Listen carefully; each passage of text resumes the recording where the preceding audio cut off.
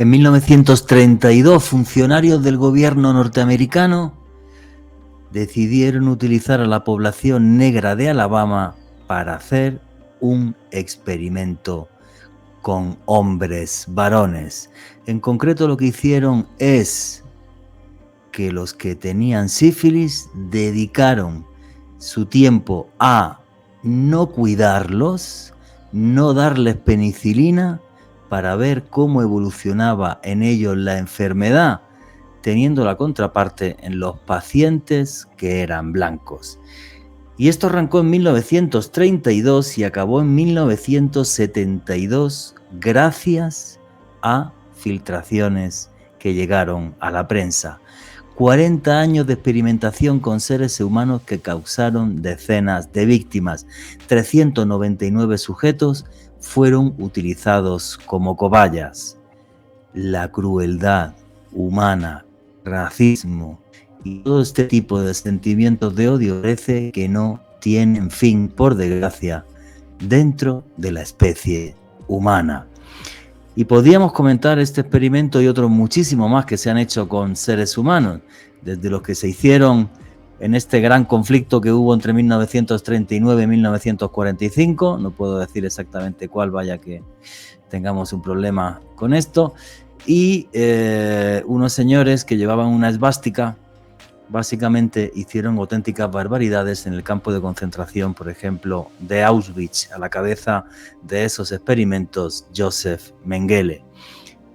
Pero es que ha sido una y otra vez. Las pruebas que se hicieron, por ejemplo, con armas nucleares en Estados Unidos, dejaron miles y miles de afectados. Hoy nuestro invitado nos va a contar cómo los soviéticos, obvio, hicieron también lo propio. Parece que no tenemos ningún tipo de solidaridad como especie, y en este punto de la historia humana, donde además la polarización ha creado una epidemia de estupidez como creo que pocas ha habido en la historia, creo que merece la pena repasar este tipo de hechos para que no se repitan.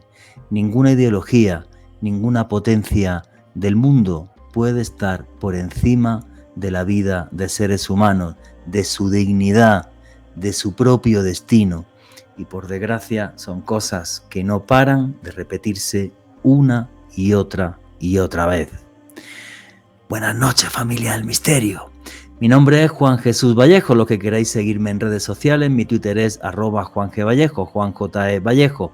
En Instagram y en Facebook, Juan Jesús Vallejo. Y esto es otro podcast de Oculto tras la sombra. Y aquí lo que hacemos es periodismo de misterio. Nosotros os ponemos los hechos encima de la mesa y vosotros decidís qué hay detrás y qué no. Hoy en un programa que nos va a llevar a repasar la historia de la infamia humana, que por desgracia es más infinita y más grande que el universo. Señores, parece mentira que no tengamos remedio como especie. Yo creo que hasta que no nos carguemos el planeta no vamos a parar. Ojalá me equivoque.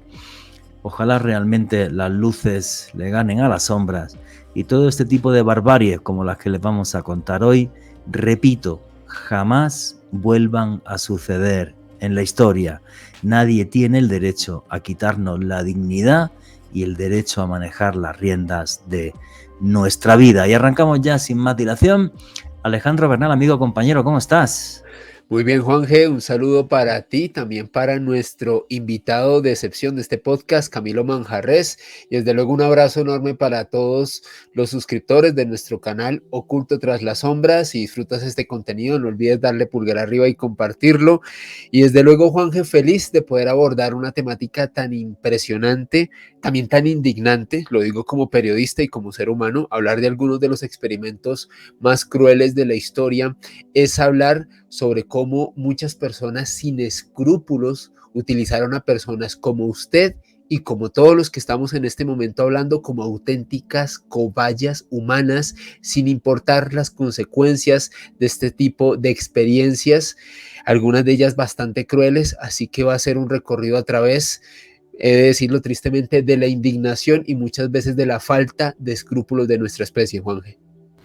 Pues fíjate, antes de empezar el programa estuve viendo, Camilo me mandó varios artículos en los que se va a basar esta entrevista, Y yo simplemente puse en Google experimentos con humanos y me salieron no sé cuántas historias más. Algunas las conocía, tristemente, como es por ejemplo la historia de la unidad 731 que montan los japoneses en la región de Manchuria en los años 40 del siglo pasado, donde las atrocidades que hubo, bueno, pues los nazis acabaron siendo unas hermanitas de la caridad, comparado con lo que hizo un médico, un doctor que se llamaba Shiro Ishii.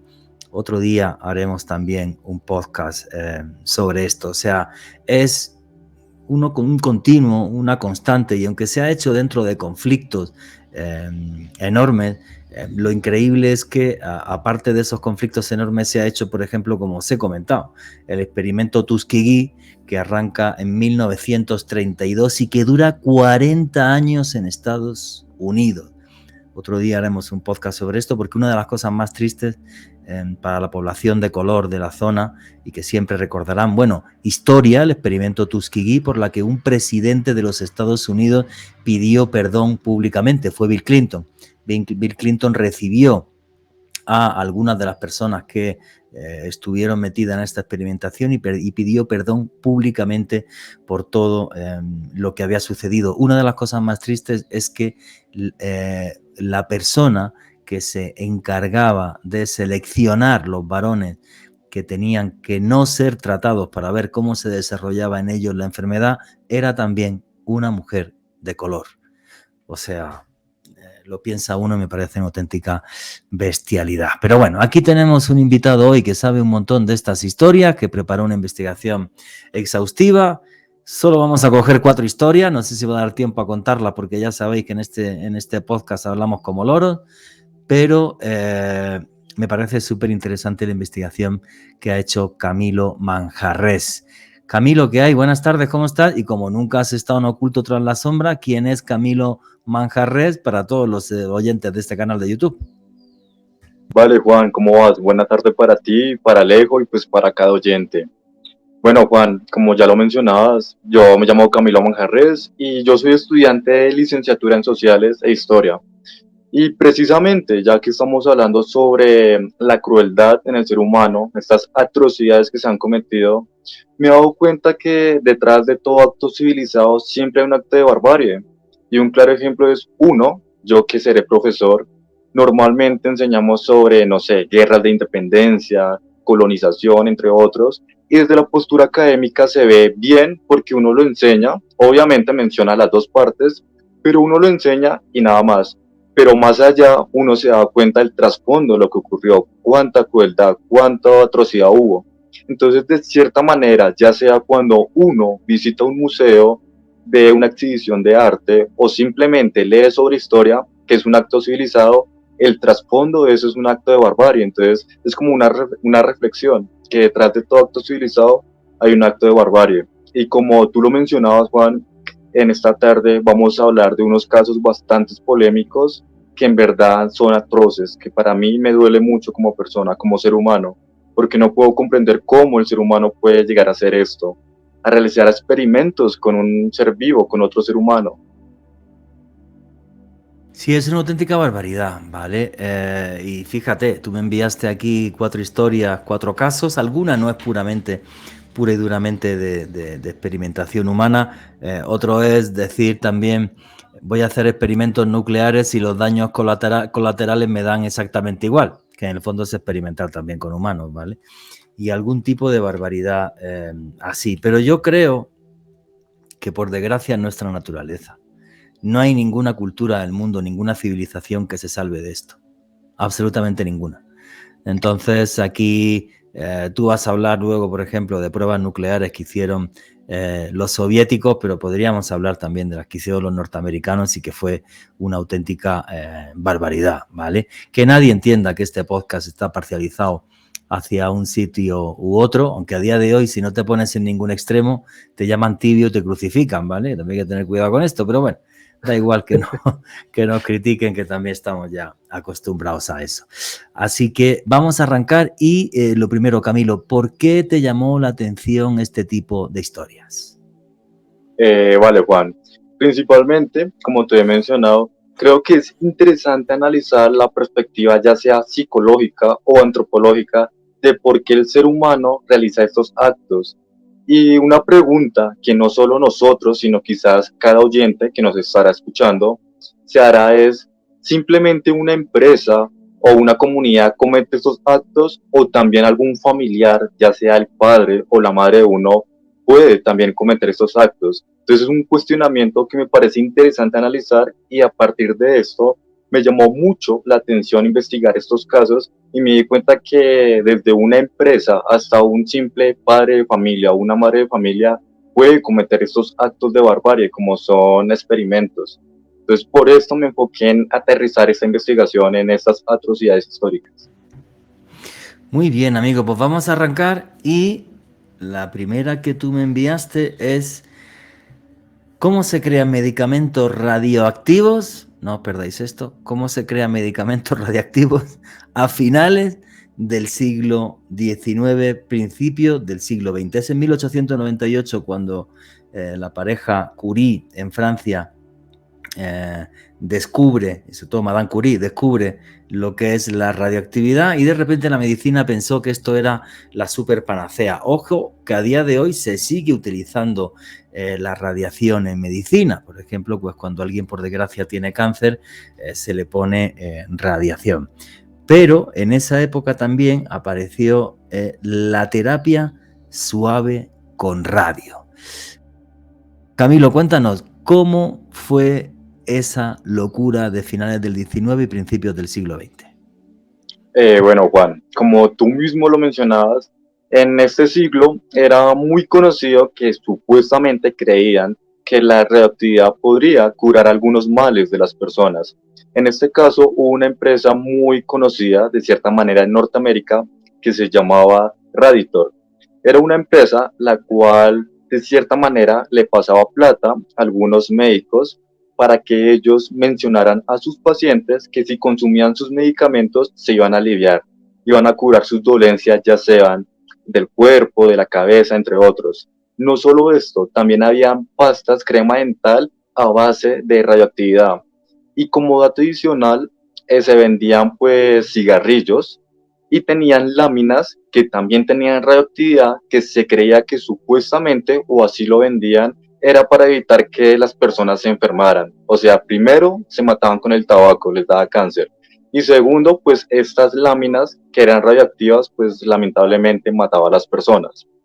A partir de esto, Juan, podemos ver que este medicamento, Raditor, se hizo muy conocido en Norteamérica para los deportistas, en especial para los golfistas, porque según los médicos decía que la persona que lo consumía automáticamente rendía más en el campo de juego y no solo eso, que la concentración, que los cálculos le permitía pues evolucionar y ser un mejor deportista. Para el deporte también lo utilizaron, o sea, me quedo en shock. O sea, aquí hay algunos temas químicos que es, por ejemplo, bueno, pues diferentes aguas minerales y demás pueden tener como oligoelementos en muy pequeña cantidad algún tipo de sustancia, ¿no? ¿Vale? Pero en muy pequeñísima cantidad, ¿vale? Pero en cambio, esta barbaridad de, no, pues la radiación es una cosa que es chévere, tómese, y además hay imágenes, que ahora os pondrá Alejandro Bernal alguna, hay imágenes de pastillas radioactivas, pastillas de uranio, no sé qué, tal.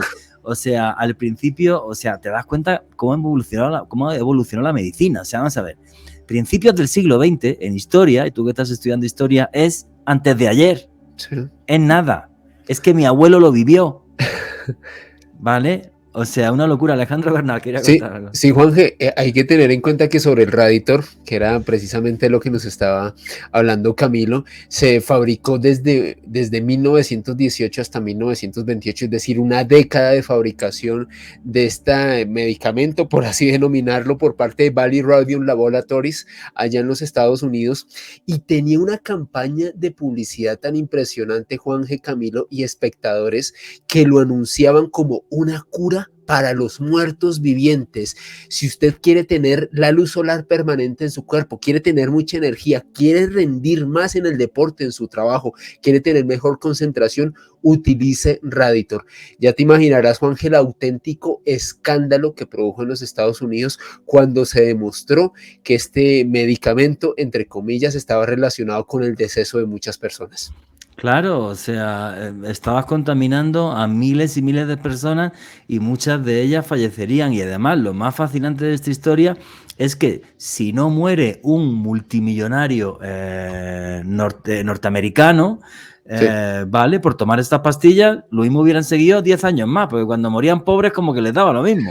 En cambio, Jorge, el clasismo, hasta el clasismo en eso, o sea, si no fallece un tipo potentado, famoso en los Estados Unidos, personas como usted y como yo, la gente del pueblo raso, seguía falleciendo y no hubiese pasado nada. O sea, el escándalo se produjo fue precisamente por el deceso de esta persona que tú comentas.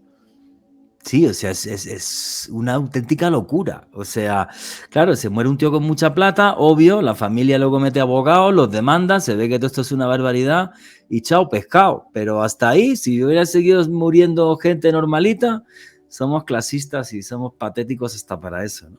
O sea...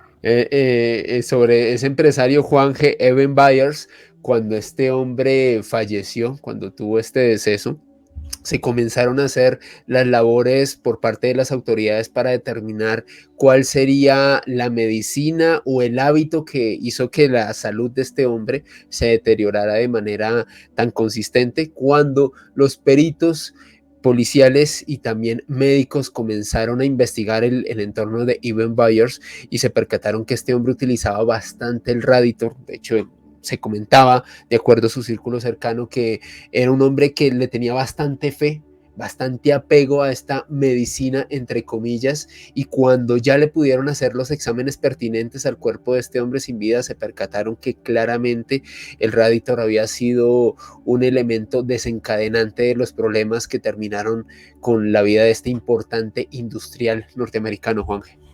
Gracias. Hasta los estudios forenses que le hicieron a este señor, la mandíbula la tenía necrosada. Exacto. Toda la parte del hueso. O sea, el medicamento lo había ido destrozando y consumiendo desde adentro.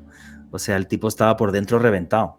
O sea, una auténtica bestialidad. Dime, Camilo. Sí, sí, Juan, y lo que mencionaba Alejo, no solo de él, nada más esta persona, él consumió 1.400 botellas de este medicamento. O sea, una sola persona. 1.400.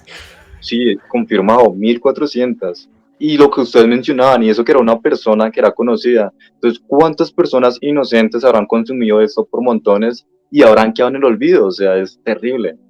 Y lo que mencionaba, la mandíbula, es como que la mandíbula es bastante fuerte. Sí, claro, ¿no? Y el problema no solamente es las personas que consumieran esto, sino que además, por ejemplo, mujeres que estuviesen embarazadas, ¿qué secuelas no habrán tenido esos niños? Vale. O Juanje, sea, aquí mirando el tema del informe forense de Evan Byers, se los voy a leer porque me parece realmente escandaloso. El cuerpo fue exhumado en 1965, este hombre perdió la vida en 1932, es decir, más de 30 años después. Ya te imaginarás, Juanje, cómo sería la atención y también, ¿por qué no decirlo?, los favores que pagaron las empresas que patrocinaban este medicamento Raditor para que hasta 30 años después se le hiciera un estudio a este señor. Pues resulta que en el 65 se percataron que sus restos, 30 años después de su exhumación, seguían siendo altamente radioactivos, precisamente por lo que decía Camilo, consumió más de 1.000 botellas de esta medicina, una auténtica locura. Dentro de las mediciones específicas que realizaron los forenses, encontraron en sus restos 225.000 becquerelios, esta sustancia radioactiva que tenía este hombre en su cuerpo aún 30 años después de su fallecimiento. y seguramente y por desgracia, si después de un siglo vuelves a sacar los restos, seguirán teniendo radiactividad durante miles de años. Sí, claro, cada vez menos, pero vamos, te vas a tomarte una cerveza al lado de la tumba del caballero y acabas tú mal. O sea, tremenda. Qué auténtica locura. Me parece una auténtica locura. Yo creo que muchas veces aparece un producto maravilloso, como en la radiactividad, Y la reactividad, por ejemplo, la energía nuclear ha hecho que podamos tener energía en Europa, muy criticada por los residuos, y ahora Alemania además cerró sus centrales nucleares, que ha sido muy criticado por mucha gente, sobre todo en un momento en el que creo que lo más importante es que tengamos energías que no emitan CO2. Incluso ha habido un intento en la Comunidad Económica Europea para declarar la energía nuclear como energía verde, repito, porque no emite CO2 a la atmósfera, pero claro, surge un producto maravilloso y enseguida los timadores y los estafadores de siempre quieren verle aplicaciones o cosas que hagan que sea el producto maravilloso y la panacea. Ha pasado cada 2 por 3, no hace mucho, ¿recordáis?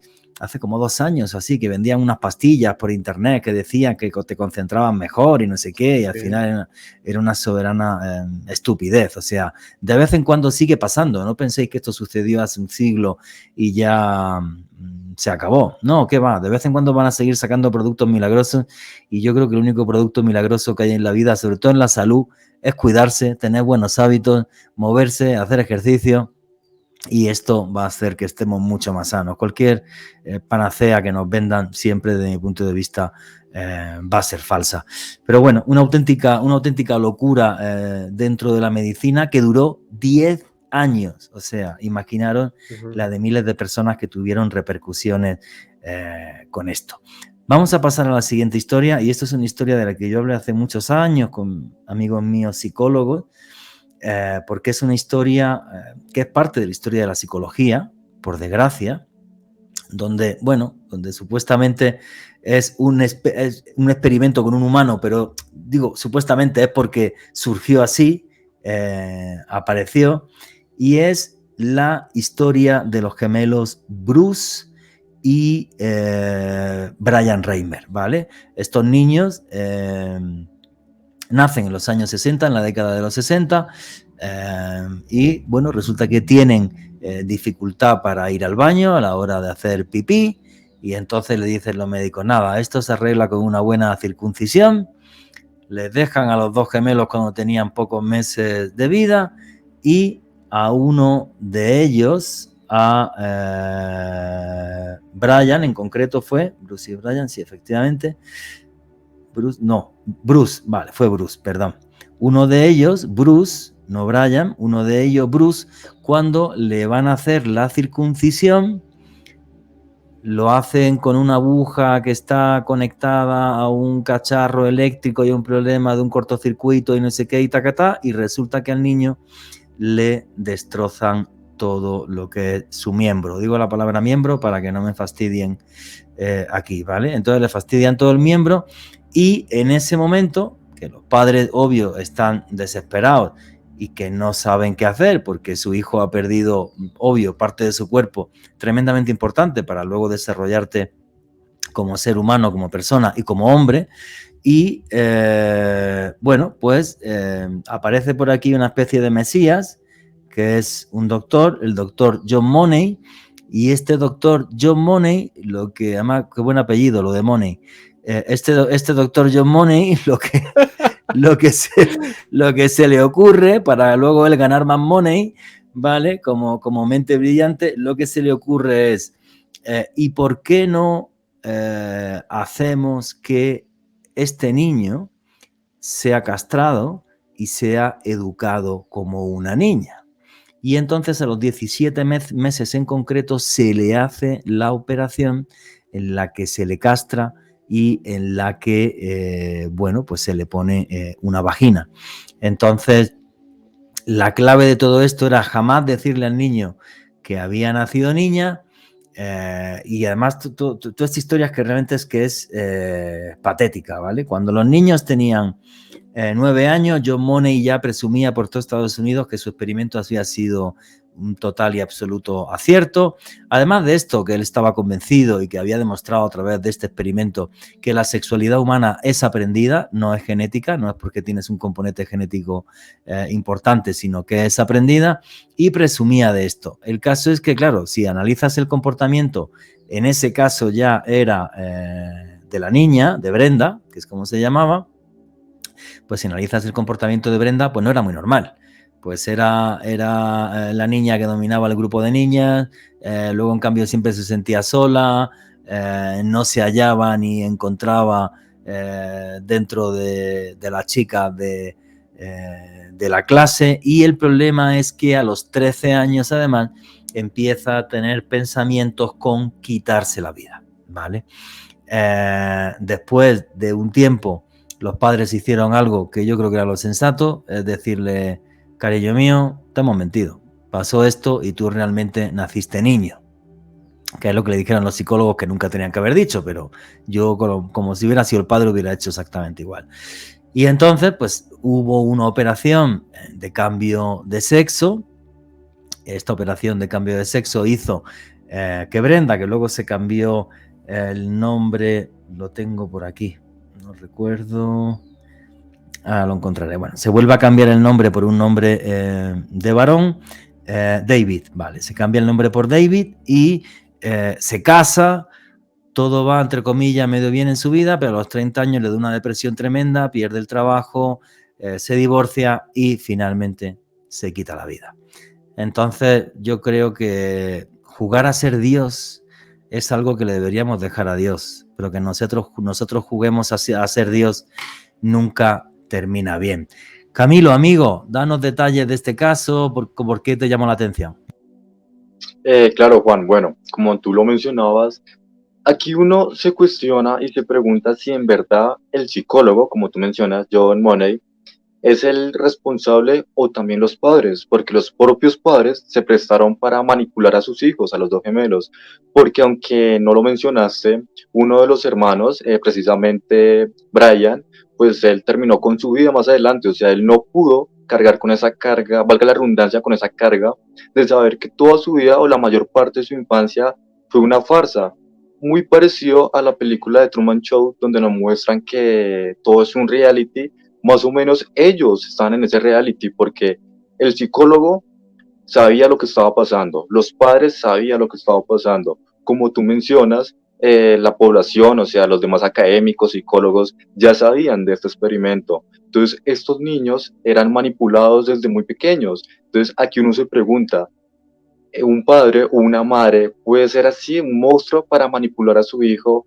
y hacerle creer algo que no es? O sea, jugó con su propia vida, a tal punto que los dos hermanos hoy en día pues ya no están aquí, ambos murieron debido a este experimento. Que han existido muchos experimentos, obviamente, como el escuadrón japonés, demás, pero yo creo que este, a pesar que no es muy violento, que no tiene sangre, que no tiene mutilaciones, es el más fuerte porque jugó con los hijos, con unos pobres niños que pensaban que eran niños inocentes y fueron manipulados. Por eso quise investigarlo y me pareció pertinente mencionarlo, en ver cómo un niño cree que es niña y descubre que no, que en realidad nació como hombre y que sus padres le mintieron pues su infancia. Es bastante triste analizarlo ahí desde la parte psicológica. Sí, la verdad que la historia es súper heavy. ¿En qué sentido? Y ahora que estamos con todo esto de la identidad de género y hay tanta polémica y demás, pero yo creo que uno nace y cuando uno nace, pues bueno, pues tiene sus sentimientos, sus instintos y demás. Y nacemos como hombres o nacemos como mujeres. Luego puedes sentirte lo que quieras, de no binario o como tú quieras y de la forma que quieras. Pero biológicamente somos hombres o somos mujeres, ¿vale? Y eso nos pasa prácticamente al 100% de la población en el mundo.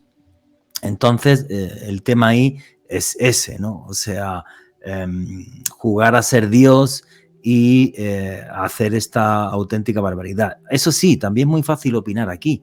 Yo no sé qué hubiera pensado como padre si yo como padre me entero que mi hijo pierde el miembro y luego me llega un psicólogo y me dice, tranquilo, que su hijo va a ser una niña maravillosa, no va a poder tener hijos, pero va a ser una persona completamente realizada en la vida. Te dicen eso cuando estás hundido, pero total y absolutamente hundido, y yo como padre no sé qué haría. Yo no he sido padre, no tengo ninguna gana ya con la edad que tengo de ser papá, ¿vale?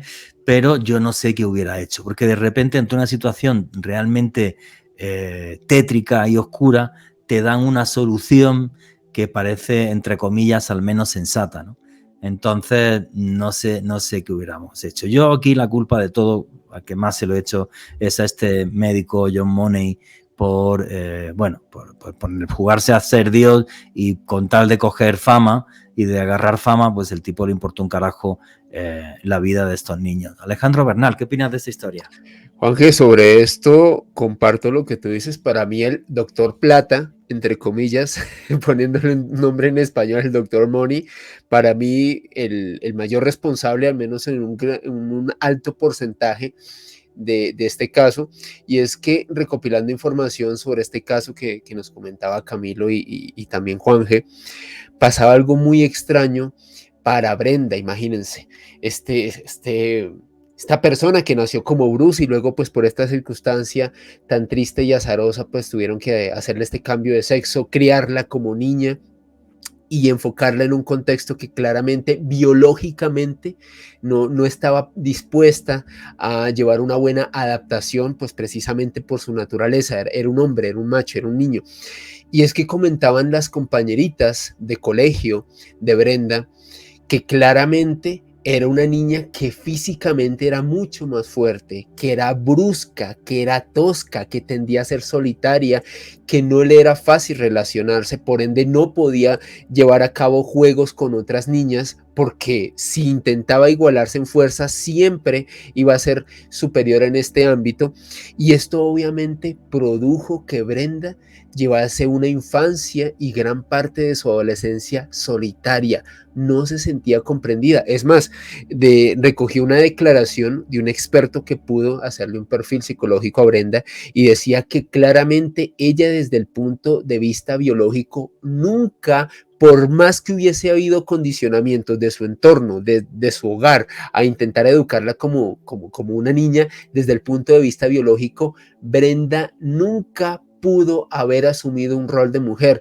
¿Por qué? Porque aparte de su fuerza física, ya tenía una serie de condicionamientos biológicos, de acuerdo a este experto, que hacían que Brenda nunca hubiese podido sentirse como mujer, sino ejerciendo o más bien asumiendo el rol biológico que tenía como hombre. Yo creo que uno de los experimentos más polémicos y por qué no decir los más crueles, aunque me sumo a la opinión de Juanje, si uno estuviera en esa circunstancia, y no es por lavarme las manos como Pilatos, pero si llega un experto, uno lamentablemente en el mundo de hoy confía en gente cualificada, en este caso el doctor John Money, un hombre que les aseguró que realmente si se le operaba y si se educaba como mujer no iba a haber riesgos. Pues yo creo que los padres intentaron hasta cierto punto brindarle una vida normal, aunque tristemente esta situación no ocurrió y lamentablemente Brenda terminó por quitarse su propia vida.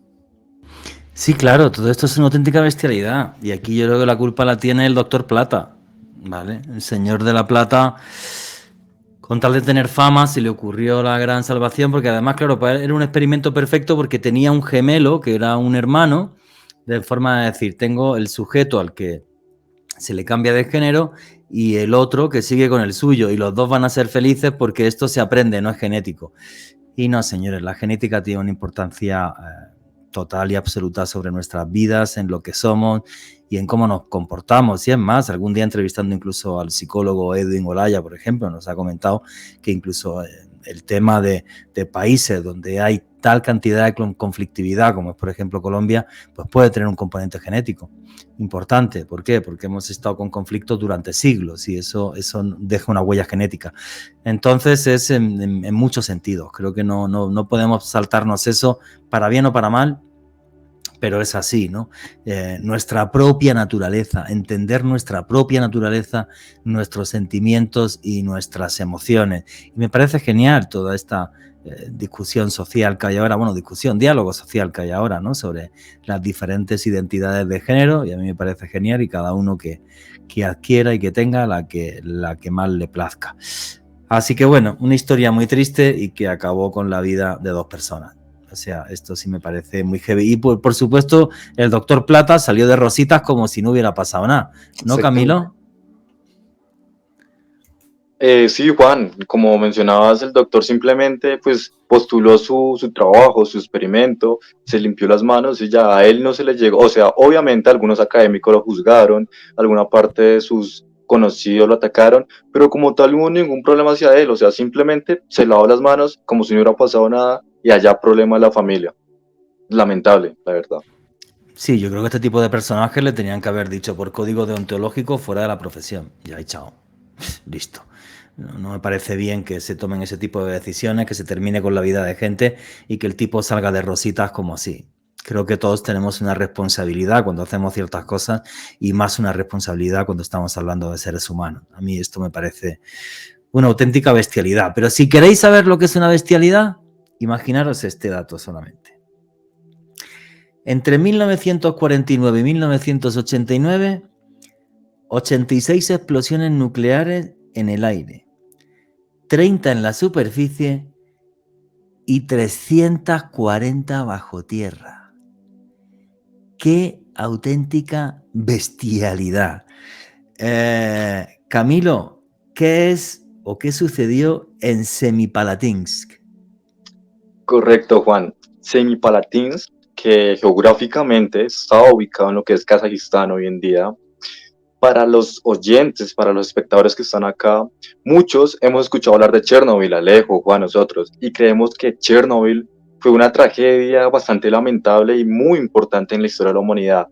Pero en esta región de Kazajistán, que años antes pertenecía a la Unión Soviética, hacían experimentos nucleares en esta zona, tiraban bombas, como tú mencionabas, diariamente, y la población de Semipalatinsk no tenía idea de lo que estaba pasando. Era una población de campesinos, simplemente trabajaban la tierra, una población lejana que tenía 700.000 habitantes, una cifra bastante interesante. No tenían comunicación con otras personas porque eran unos pobladores muy tranquilos. En esta región durante muchos años la Unión Soviética se encargó de hacer pruebas atómicas en este lugar y pues la radioactividad fue tan abismal que se cree y está confirmado que es 4 veces mayor a lo que ocurrió en Chernobyl. Y lo más triste de cierta manera es que durante muchos años, precisamente Juan o Alejo me ayudarán, creo que 50 años, estuvo en secreto lo que ocurría acá. Hasta hace unos pocos años fue que se revelaron los archivos de lo que ocurrió en esta región. ¿Y por qué? Cuando la Unión Soviética se estaba desintegrando, muchos documentos se comenzaron a filtrar y entre ellos se filtró este documento donde en la región de Semipalatinsk, en Kazajistán, se realizaban estos experimentos. Algunas personas que lograron sobrevivir en esta región mencionaron a los periodistas, mencionaron a sus familiares de otros lados, que ellos creían que era como el fin del mundo, porque simplemente no entendían qué estaba pasando, veían que las personas morían, veían que la alimentación se podría, o sea, era terrible. Imagínate uno estar viviendo en un pueblo tranquilo, estar trabajando la tierra y empezar a ver, como tú mencionabas, que en el cielo caen bombas, que hay personas que mueren y que nadie da respuesta y que durante muchos años el gobierno lo censure. O sea, es bastante triste esta tragedia. Durante años no, durante muchas décadas. Yo, por ejemplo, no había leído esta historia. Si tú no me la comentas, esta sí no la conocía.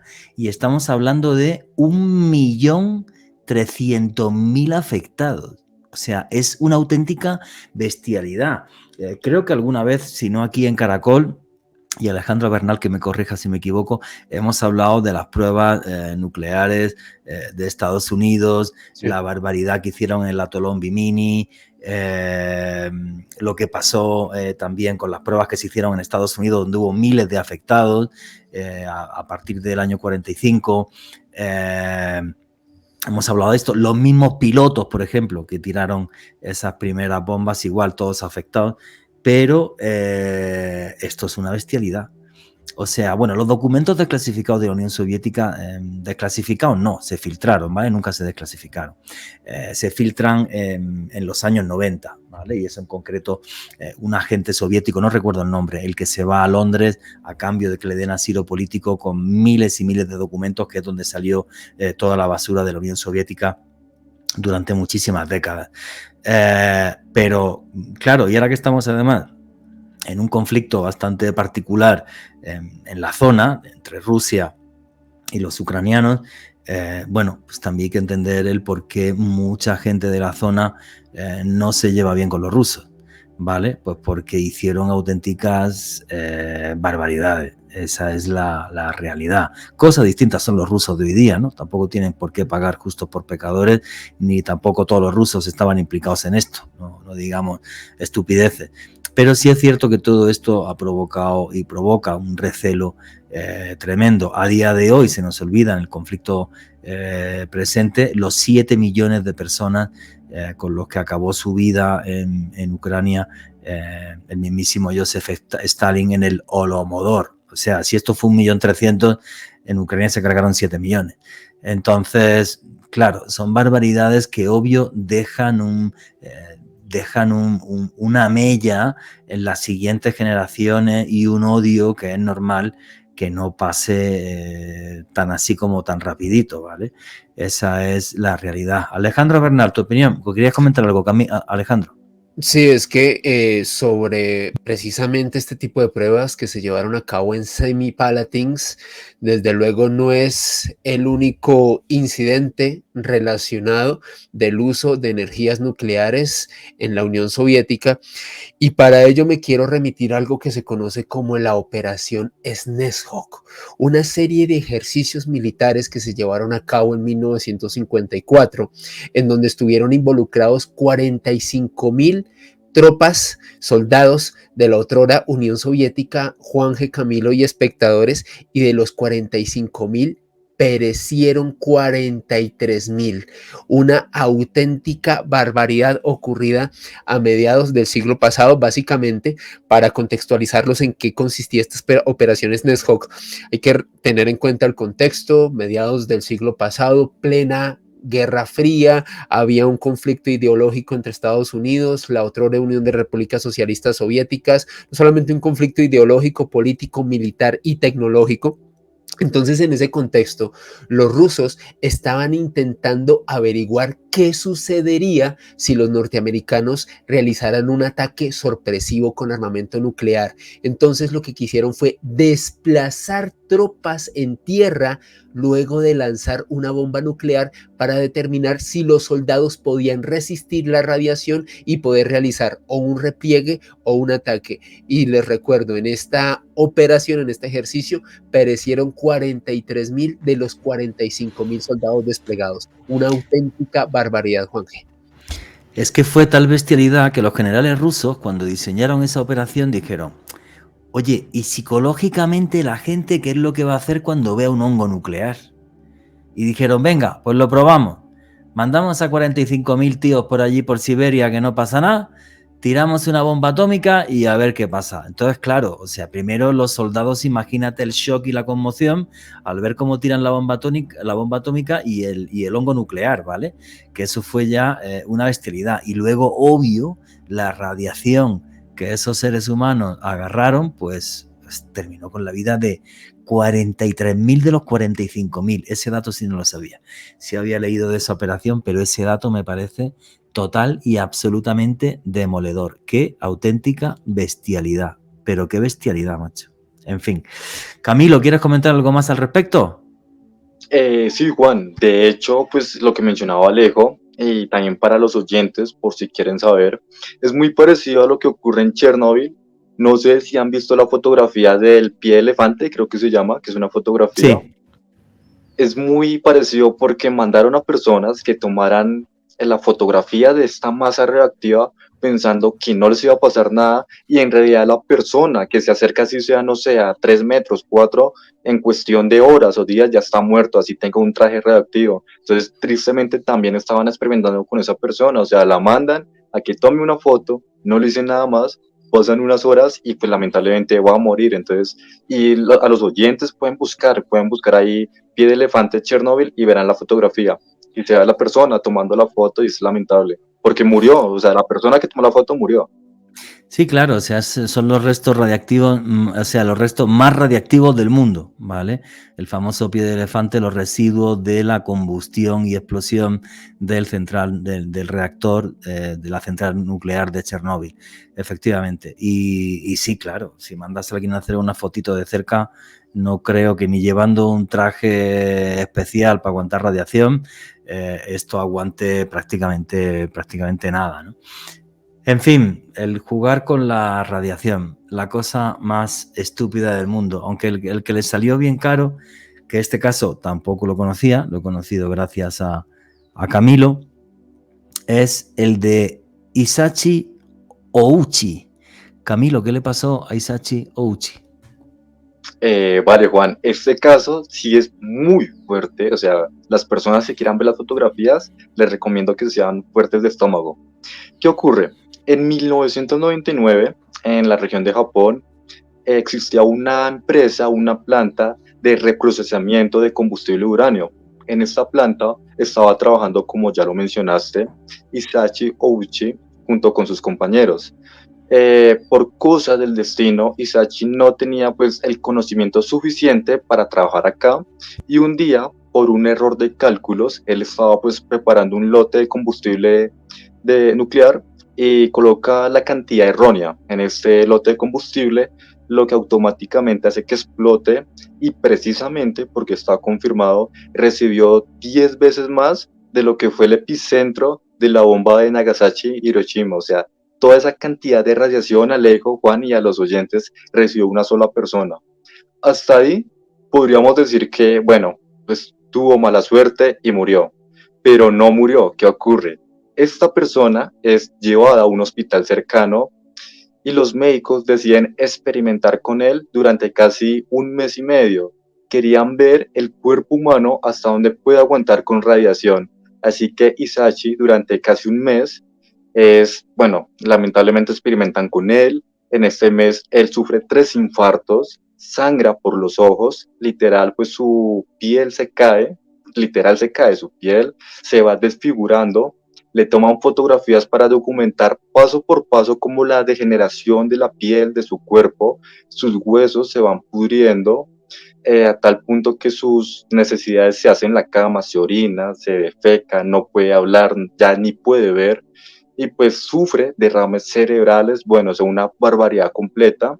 Y el gobierno japonés censura esta noticia simplemente durante un tiempo, es que las personas se enteran de lo que ocurrió y las familiares peleaban porque querían que lo dejaran morir y supuestamente decían que no, que querían salvarlo, pero estaban experimentando con él.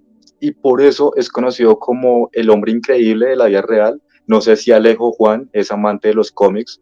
Encontramos que en Marvel, si no estoy mal, está el hombre increíble, que es Hulk, que en la historia muestran que él tuvo un accidente de rayos gamma y se vuelve el monstruo increíble.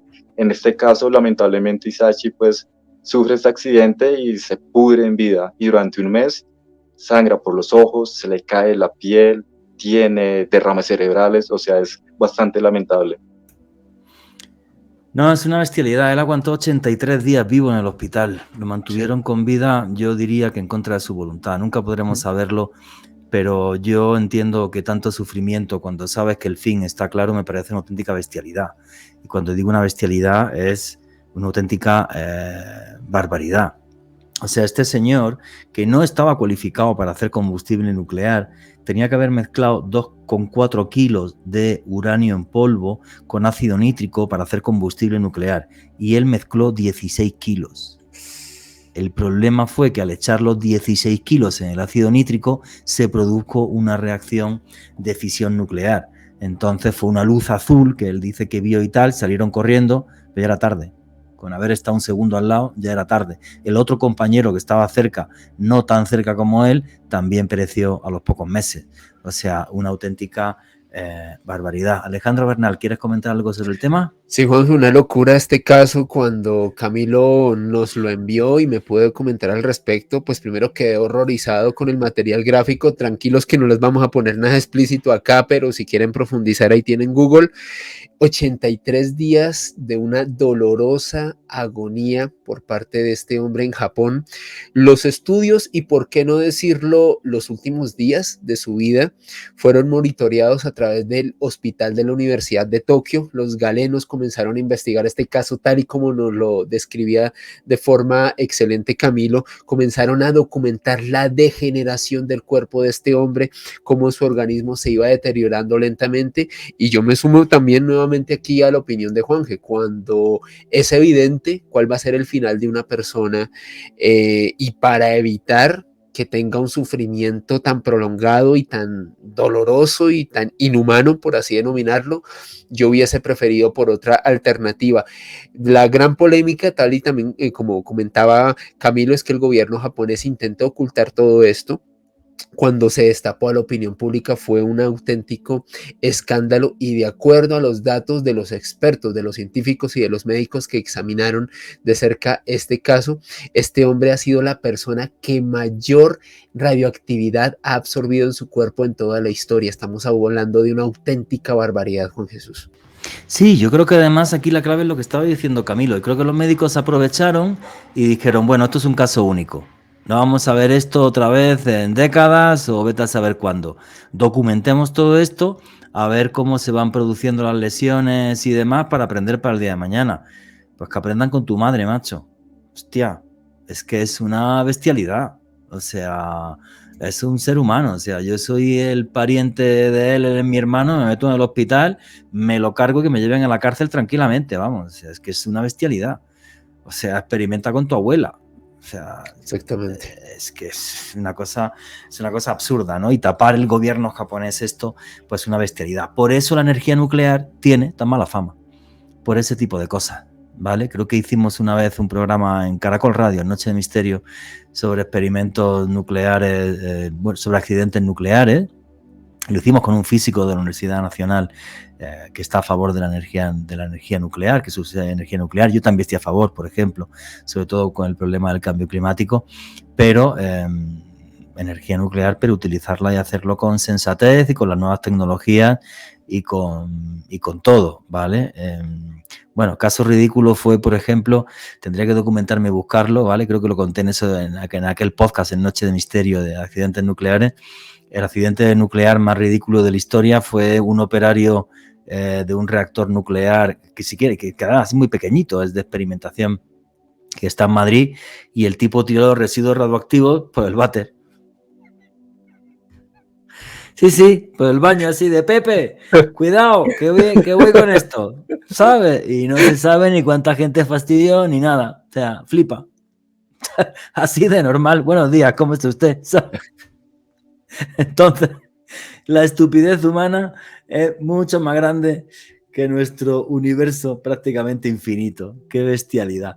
Bueno, señores, vamos a ir con las conclusiones finales de cada uno. Camilo, amigo, tus conclusiones, tu cierre y tus redes sociales, tu canal de YouTube para que la gente pueda seguirte.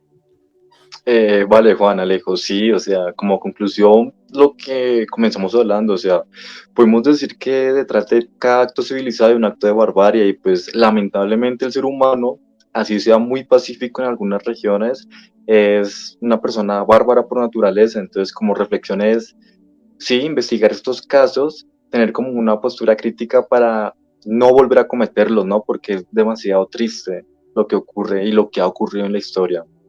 Y bueno, en mis redes sociales pueden encontrarme como Misterio Condoleo, Real Piso Oscuro, en todas las redes sociales, en Instagram, en YouTube, donde quieran buscarme, ahí pueden ver, manejo contenido de misterio, temas de conspiración, ovnis, fantasmas, etcétera. Así que muchas gracias, Juan, y gracias, Alejo, por permitirme estar acá, y a los oyentes, gracias. Muchas gracias a ti, que eres un estudiante de Historia y Sociología, te pusiste en contacto conmigo por redes sociales y yo fui el primero que dije, venga, démosle una oportunidad a este chico para que se ponga delante de un micro y nos cuente historias, porque creo que cuando la gente tiene, no sé, inquietud por hacer cosas, si podemos echarles una mano, creo que es algo sensato. Alejandro Bernal, amigo, compañero, tus conclusiones y tu cierre. Me sumo nuevamente a lo que dijo Camilo hace unos minutos. Yo creo que analizamos estos casos precisamente para sentar un precedente y no volver a cometer esos errores en el futuro. Yo creo que una casuística impactante. Si, digamos, ustedes tienen el estómago para hacer un ejercicio más profundo y buscar evidencias de muchos de estos casos, créanme que visualmente pueden encontrar un material bastante perturbador, pero más allá de eso, lo quisimos hacer para realmente poner en contexto muchos de estos hechos para que de verdad, ojalá nunca vuelvan a ocurrir, y sobre todo que tengamos conciencia de los límites que se debe tener en la ciencia y la experimentación con personas, les reitero también lo que les dije en la introducción, como usted y como yo. Y a mí me pueden seguir en redes sociales, en Twitter, Instagram y TikTok, en @alebernalpres con doble S. Muchas gracias, amigo. Y bueno, pues mi conclusión, que cuando leo historias como estas, algunas no las conocía, me las pasó Camilo, como lo que sucedió en Kazajstán o lo que sucedió con Isichi Ouchi, me doy cuenta que no me gustan la gran mayoría de los gobiernos de este planeta, que están compuestos por políticos que lo único que les interesa es la plata y su ego. Si no, no jugarían con las vidas humanas de esta forma tan brutal, tan atroz, tan terrible. No sé ni cómo calificarlo, simplemente es decir que cuando dejamos que el poder sea prácticamente absoluto en cualquier país del mundo, siempre vamos a ver este tipo de barbaridades y de atrocidades. Bien por parte de un médico que quiere hacerse famoso, bien por parte de una compañía farmacéutica que nos vende milagros que nos salvan la vida, o bien por políticos que ocultan cómo se experimentó con humanos durante décadas, por ejemplo, en Kazajstán, o durante 3 meses con una persona moribunda en Japón. ¡Qué auténtica bestialidad! Mi más profundo asco y repulsa para todos esos poderosos que van de humanitarios, pero que de humanos no tienen nada. De todas formas, piensen una cosa, aunque el mundo esté lleno de este tipo de personajes que son una bazofia, siempre gana la luz. Llénense de luz y alejen las sombras. Y nunca olviden que vivimos en un mundo mágico porque está repleto de misterio.